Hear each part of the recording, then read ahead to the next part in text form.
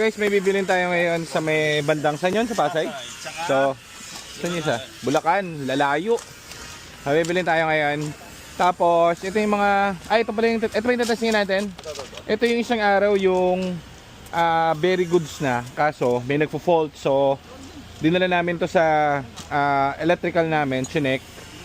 Pinrogram lang yung isang module doon na ayaw ma-program. So, mukhang okay na ulit siya. So, yan. Bagong transmission niya, nakadalawa kaming clutch kasi dahil nga dun sa code na yon, may lumalabas siyang something, hindi naman po pwede yun. Umaandar siya, yes. Pero may code siya, ayaw ko may code eh.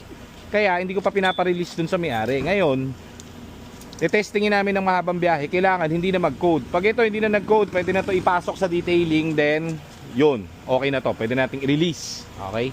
Kuya Edwin, kung nang bala sa mga unit, isarado mo ang gate. At baka maghanap ang Meralco, putulan ako. Hanapin ako. Okay? Oh. Anong ginagawa rito? Nakatang ko nito, may red doors na.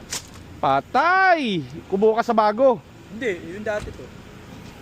Patay. Kanino ba to? Sa atin. Bagong unit. I-release. Nagpakabit ng head unit. Ito yung dati natin. Ba't kinabit mo ron? Ano kan. Gumana na yung reverse. Okay naman. Okay. So, ano to? Tapos sa ibaba ang ano nito? Ano na din. For releasing na rin. Okay. Ano na kagaya-gayan. Suspension na. Ano, may tumutunog pa sa player. Dito? Okay. Ano ko si Ryan. Paulit mo. Punta nga ngayon ni Ryan pagka... Okay, pasok. So, ito gagamitin natin for testing.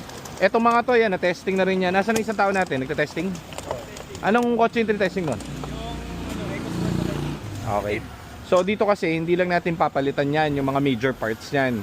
Kailangan, walang fault yan na lumabas sa amin para ma-release sa client. Okay? So, ganun ang ating tirada.